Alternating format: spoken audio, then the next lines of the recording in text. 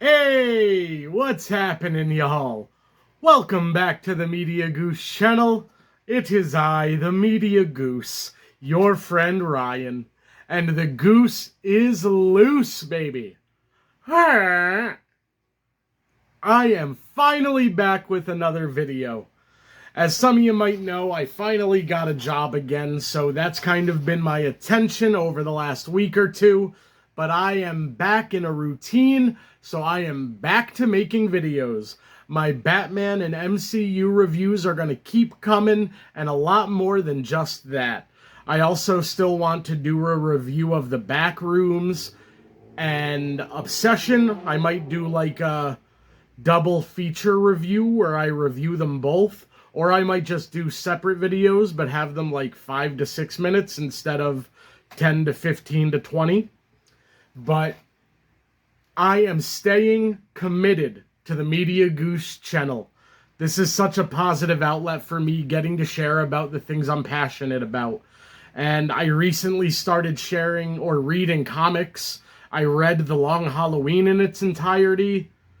I realized more than a sports and wrestling fan, I'm a nerd. And I'm a film nerd and a comic nerd. And I'm not gonna be ashamed of that. I am gonna talk about the things I'm passionate about. So today, I am here with my Batman Forever review. Batman Forever is the third in the Tim Burton universe Batman movies. He is still an executive producer on this movie, despite not directing. And as positive as I'm going to be in this, I do need to say that I think his direction was missed. In some of the performances, I think that when Joel Schumacher came in, they went to like the full campy side of Batman, which I'm not opposed to. But I don't think camp means you have to overact. And the first 20 minutes of this movie are kind of bad. I'll be honest. The first line of Val Kilmer Batman is, "I'll get drive-through."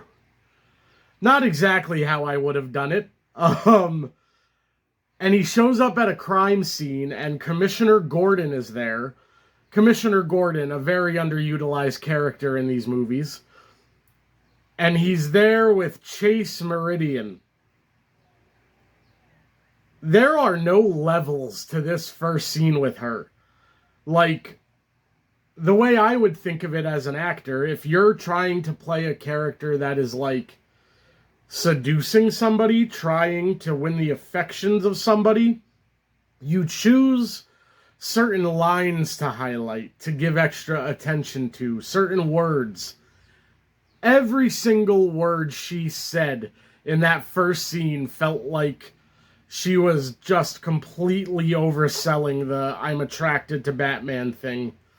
And then we jump into a scene with Harvey Dent, played by Tommy Lee Jones.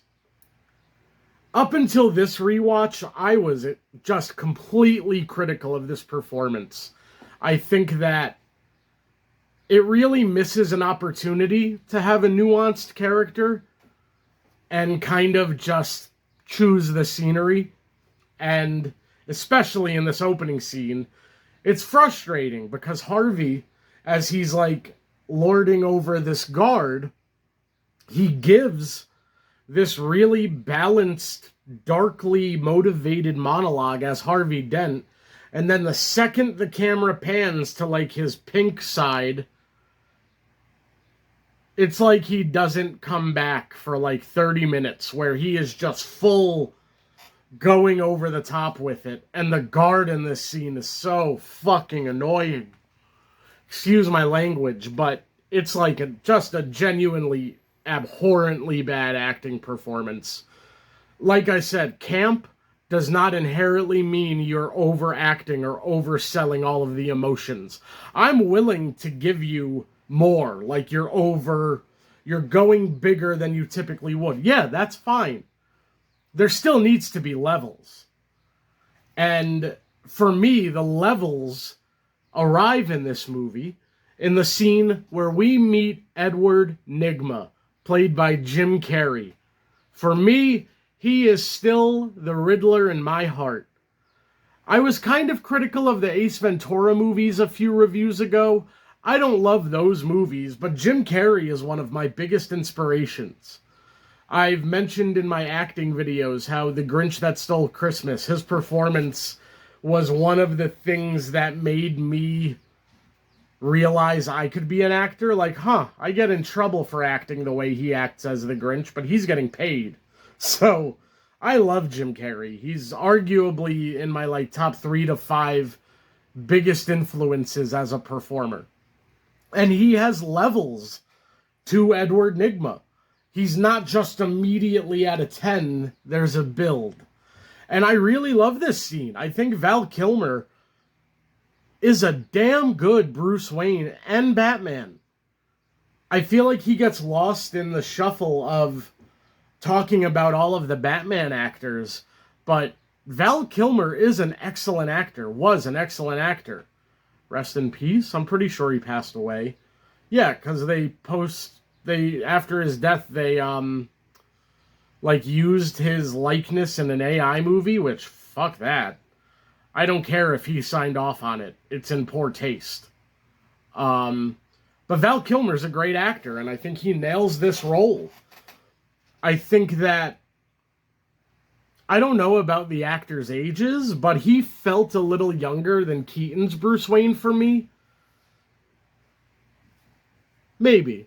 Well, where Keaton would have been in his third movie, Kilmer was kind of more fresh-faced. And that could just be the fact that it's his first movie, so it's fresh to us. But I really, like I said, I really enjoy that scene between Edward Nygma and Bruce Wayne. And those two are really the core conflict of this movie. And Nygma overplays his hand, wants an answer right now from Bruce, and Bruce says no. He sees the negative parts of what this could turn into, where you can manipulate people's thoughts, you can project their subconscious thoughts. It's a slippery slope. And that creates a villain out of Jim Carrey, out of Edward Nygma. And even just the way that we see Bruce going to the Batcave, and we also see Nygma going back to his lair, where there's that, arcade game where there's the Riddler. Basically, he steals the persona from that kind of Karnak-looking character. And then we spend time with Bruce as he's watching the court case of Sal Maroni, where Harvey got hit with the acid and he became Two-Face. And I really like the psychological brooding of Val Kilmer's Bruce Wayne. It didn't go to the George Clooney place of the character. It's very dark and, psychologically tormented. And I love that. And Bruce is already looking into the Riddler, and he's realizing that the Riddler altered the footage, so he's already catching on to Ed. And like I said, then we're with Edward Nygma, and he goes to the manor, and he leaves a riddle. And then we have a scene between Bruce and Chase Meridian, where it's pretty funny. Val Kilmer's walking up to her office, and he hears the sounds of her fighting, so he kicks down the door, but really she was just hitting the heavy bag. And this scene, they did find more levels, I thought. It wasn't just Chase Meridian lusting after Batman. It was a great psychological scene between these characters. The Rorschach test, where he says, oh, you have a thing for bats. Their chemistry is pretty electric. There's the Dream Catcher, the Dream Doll, that is the mirror of Two-Face, but also Bruce and Batman. And also Selina and Catwoman. So that doll, the Rorschach test, I just really love that scene. And we have the Flying Graysons. Chris O'Donnell is pretty good. I think they cast too old. Robin in the comics is like 8 to 12. This dude was like 25 when this movie came out. But in the way that they performed the character, I do think they wanted him older. He wasn't playing like 16 here. And I think his performance is really good, and I really enjoy the circus scene. The fact that Bruce is pursuing Chase, but Chase is pursuing Batman. And the highlighting of the Grayson family is great. And then we have Two-Face take over. And he wants Batman dead. He assumes one of you is Batman. He's right. And then we have the ultimatum. You know, Batman has to present himself or I'm going to kill people. Bruce just screams out, "I'm Batman!" In each of his first 3 movies, he like gives away his identity. But then Bruce in his suit just starts whooping ass, throwing hands, and it's actually really sick because you have the Graysons getting involved to save innocent people. You have Bruce Wayne fighting, like beating the shit out of people, out of costume. I don't think we ever saw Keaton do that. Out of costume fighting. I don't think so, at least. And it was just really cool. I thoroughly enjoyed this scene. I thought the scene at the end where Robin is getting the bomb out of the dome, and when he looks back down at his fallen parents, that shot is gorgeous. There's a lot of really iconic shots to the Batman lore in this movie. I've also got to point out, there is a shot where Batman gets doused in fire by Two-Face and his goons. It's one of the coolest shots in Batman history. When he emerges from the flame and then he stands there and stares down Two-Face, that is undeniably an amazing shot. Further going into the fact that this movie had really great iconic imagery and shots and really good direction. I don't know if you can tell, but anything positive I'm saying, I'm kind of surprised, because I think I grouped this movie in with Batman and Robin, which is probably of lesser quality. Maybe my opinion will change again. But I think I've also changed the movie viewer I am. I used to be like the kind of fan who preferred the Christian Bale serious Batman. Now I'm all the way on the other end of it where I love the campy stuff. And like I wrote down here, that beautiful shot. And then the camera going back to Dick Grayson. I don't want to just call him his first name. And it's a great shot where Chris O'Donnell gets to really sell that. And I think that whole sequence is really brilliantly done. And then we see Gordon asking Bruce to take care of Dick Grayson. And I love Dick, like, calling Bruce a poser. Like, yeah, you go to many biker bars, Brucey. And then Bruce shows him his whole garage, and that kind of starts to turn the tide. And they kind of low-key use their privilege to, like, I don't want to say manipulate, because it's for his betterment, but using, like, a big meal that Alfred comes in, saying, if you work on my bikes, you can leave with one. One of them's yours. It was really well done. And then he does say, one day Robin will fly again. That was pretty great. Then we have a Batmobile chase scene, and the Batmobile, like, drives up a wall. This is pretty solid stuff. I think it's the Red Hood gang running with Two-Face.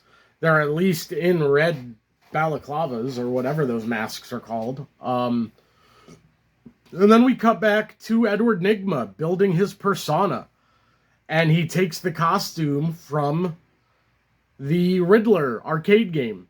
And then we go to Harvey's lair. This is the first scene where Two-Face became bearable to me. And the rest of this movie is just flat out really enjoyable, and I would say great. The way the lair is split in two, down to the kinds of food, the women on either side, a young Drew Barrymore in there. And then Nigma appears, and I feel like Tommy Lee Jones chews the scenery less because he has Jim Carrey opposite of him, so there's actually, like, dynamism. He doesn't feel the need to go crazy because it's just him. It's really great. What else do I want to talk about? He calls Harvey the segregated one. Everything about Jim Carrey's performance is exactly who I think the Riddler is. My favorite stuff is the way they start to position Nigma as, like, Bruce Wayne, essentially. They're mirrors. The way he does that kind of press conference where he's announcing the, like, Riddler vision that he does. And the fact that he throws a gala and he wears the exact suit that Bruce is wearing. His obsession with Bruce Wayne is the driving force of Edward Nigma. And it's from the first scene when he meets him and he's obsessed, all the way to here where he's mimicking Bruce Wayne. And he's trying to be the best version of Bruce Wayne he can be. And then Two-Face shows up, and there's that great sequence with Batman dropping in, and then Robin drops in to save him. From this point on, I just think the movie really found its footing, found its tone, and it's just so damn enjoyable. I think I like this movie more than Batman Begins, more than The Dark Knight Rises, maybe even more than Matt Reeves' The Batman, because it's not afraid to be Batman. The Riddler is not the Zodiac Killer. I loved Paul Dano's performance, and I love that movie. It's not the Riddler. That just as easily could have been any other member of the Rogues Gallery, or any other character in general. It just wasn't the Riddler.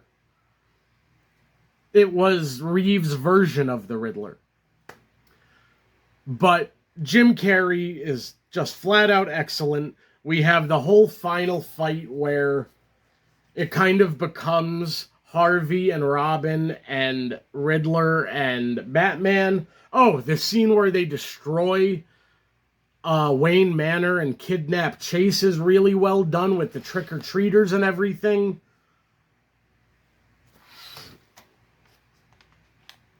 And also the scene with Riddler in the Batcave, blowing up the Batcave, leaving Batman with nothing.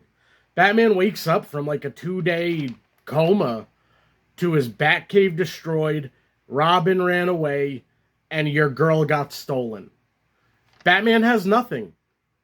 And then the scene when they're coming into the manor, Bruce and Chase are having a breathtaking scene. This incredible venture into Bruce's PTSD. And the whole direction, the camera work, everything about this scene is just damn near masterfully done. It's such a great journey into the origin of Bruce Wayne. Like, this is the third Batman movie in this saga, but we're still going back to the origin story of Bruce Wayne and Batman, and it's just excellent.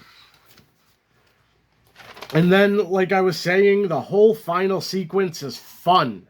It's not the Batman went like 30 minutes too long and was kind of plotting by the end. And then you have Batman and Riddler facing off in new suits.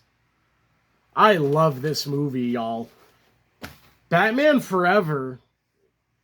Do I like it more than Batman and Batman Returns? No. because Tommy Lee Jones, and those first 30 minutes are pretty rough. But if, let's say, Tommy Lee Jones gave like a Tommy Lee Jones level performance instead of...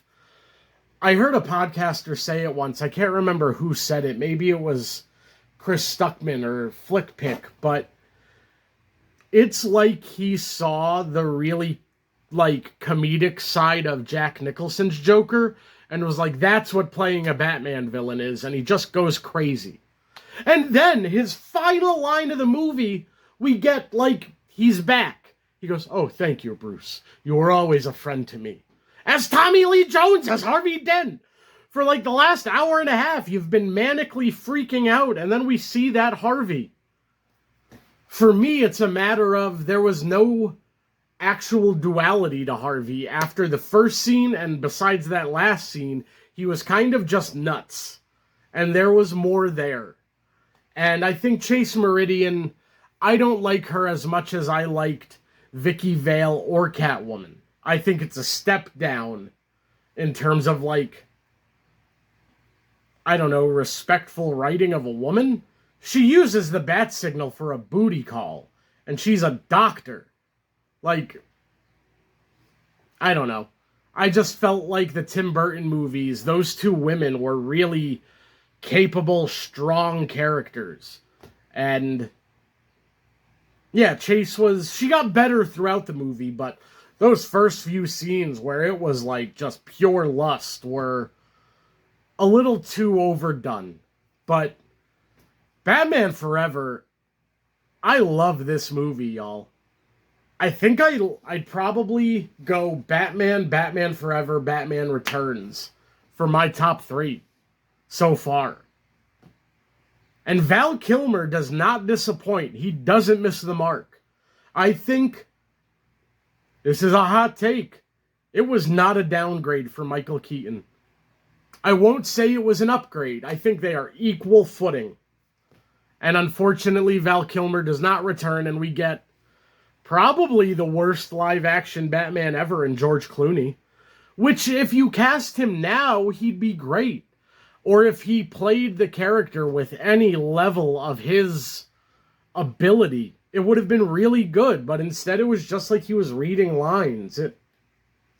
I don't know, it was just George Clooney in a bat suit. It wasn't really Bruce Wayne. But I'm going to watch that next, and maybe that's going to totally change my opinion like this one did. So, y'all, what do you think of Batman Forever? I think Jim Carrey is still the best Riddler we've ever seen. I will say, that's not the case for Two-Face. But I really love this movie, y'all. Let me know your thoughts on Batman Forever down below. The Goose is out.